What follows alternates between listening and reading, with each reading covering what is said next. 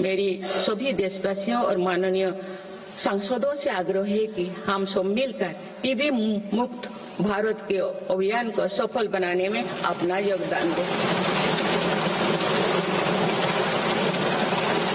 भारत में मातृ मृत्यु दर और शिशु मृत्यु दर में भी व्यापक सुधार हुआ है। गर्भवती महिलाओं और बच्चों के टीकाकरण कार्यक्रम की सही ट्रैकिंग रखने के लिए यूइन पोर्टल लॉन्च किया गया है। इस पोर्टल पर अब तक लगभग 30 करोड़ वैक्सीन खुराक दर्ज हो चुका है। टेलीमेडिसिन के माध्यम से 30 करोड़ से अधिक ई टेली कंसल्टेशन से नागरिकों को स्वास्थ्य लाभ मिला है। सरकार अगले 5 सालों में देश के मेडिकल कॉलेजों में 75,000 नई सीटों के सृजन के लिए भी काम कर रही है। सरकार हेल्थ इंफ्रास्ट्रक्चर और मेडिकल इक्विपमेंट मैन्युफैक्चरिंग को बढ़ावा दे रही है।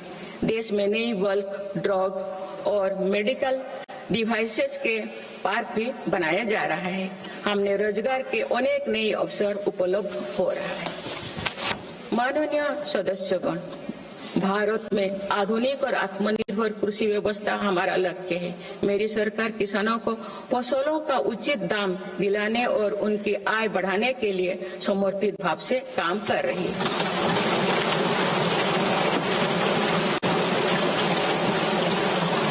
वर्ष 2023-24 में रिकॉर्ड 332 मिलियन टन अनाज उत्पादन हुआ है और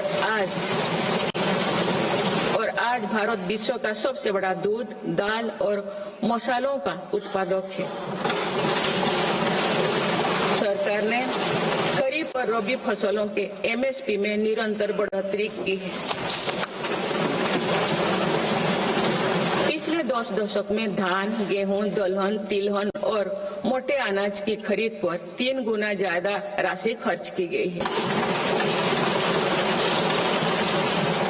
पिछले 6 महीने में फसलों की जलवायु अनुकूल, बायो फोर्टिफाइड और अच्छी उपज देने वाले 109 उन्नत प्रजातियां किसानों को सौंपी गई है।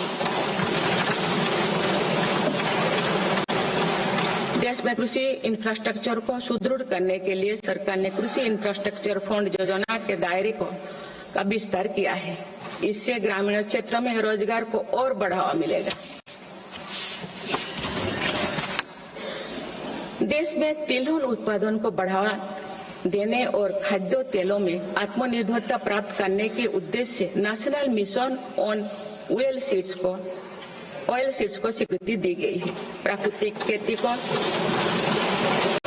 बढ़ावा देने के लिए भी राष्ट्रीय मिशन चलाया जा रहा है। इस वर्ष की शुरुआत में ही किसानों को सस्ती दरों में डीएपी की उपलब्धता सुनिश्चित करने के लिए विशेष पैकेज की अवधि की बढ़ाया गया है।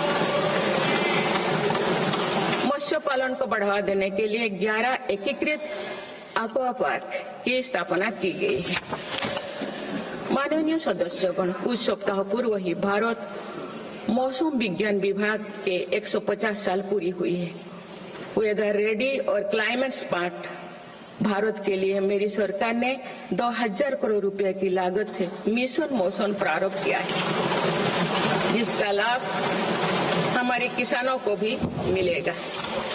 बाबा साहेब अम्बेडकर के विजन पर चलते हुए देश के सूखाग्रस्त इलाकों में सिंचाई और पीने के पानी उपलब्ध कराने के लिए मेरी सरकार ने 2 ऐतिहासिक रिवर इंटरलिंकिंग परियोजनाओं पर काम आगे बढ़ाया है।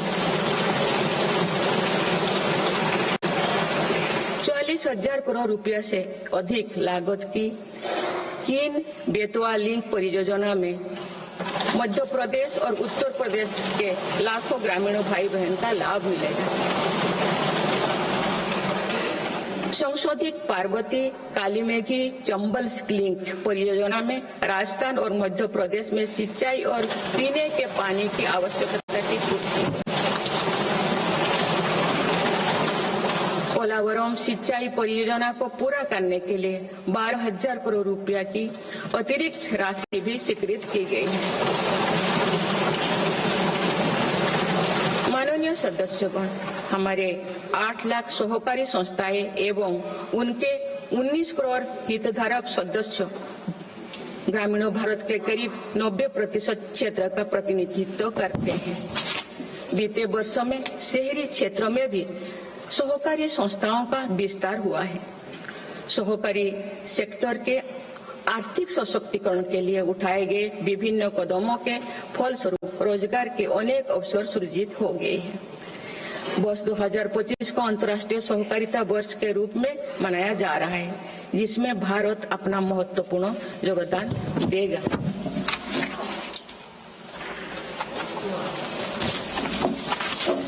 माननीय सदस्यगण, हम जब राष्ट्र के विकास और उपलब्धियों की चर्चा करते हैं तो वास्तव में हम राष्ट्र के नागरिकों की क्षमता एवं उपलब्धियों का ही उल्लेख कर रहे होते हैं। आज देश के विकास में सबका साथ है, इसीलिए हम देश के सही सामर्थ्यों का अनुभव कर पा रहे हैं।